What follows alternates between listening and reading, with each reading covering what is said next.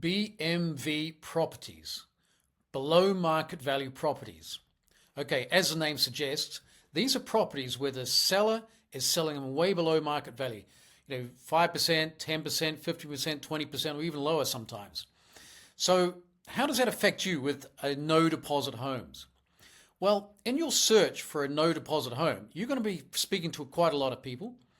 And as you probably know, not everyone's going to agree with you, just like any sales situation. Not everyone's going to understand what you're offering. They may not trust the structure. They may not trust you. You might have given them a bad feeling. But what they do trust is a big pile of cash to buy their property like instantly. And so when you're searching for your no deposit homes, you, as a byproduct, you're going to come across a lot of these BMV properties, where someone just wants to sell the property way below market value to try and make it attractive, to try and get that really fast sale. And so what you're going to do is not waste those. You're going to monetize those and make cash from them. So what you do is if the person is not in a repossession situation, you're going to tie that person up with a little option, and I'll explain what options are in a future video.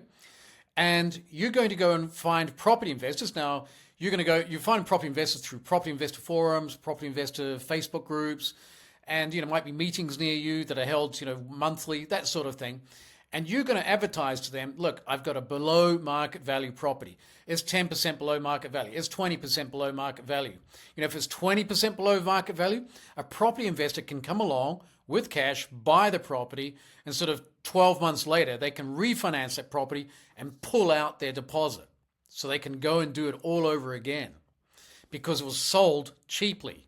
So it preserves their cash. They can actually go and get an additional property because, as I've said before, their money will eventually run out. It doesn't matter how much they've got, it will eventually run out. And so they need to do things like this to preserve their cash or create cash and to be able to carry on in investing properties. So you're going to make $5,000, $10,000 or more just by selling that lead onto property investors. Or perhaps, someone that wants a property and has a load of cash or the ability to get cash, and will just give you, they'll pay you for that lead. So long as they purchase the property, then they pay you the lead. So that's kind of how it works. But you'll find this is a fantastic way to make money. $5,000 to $10,000 easily, if you've got a good deal.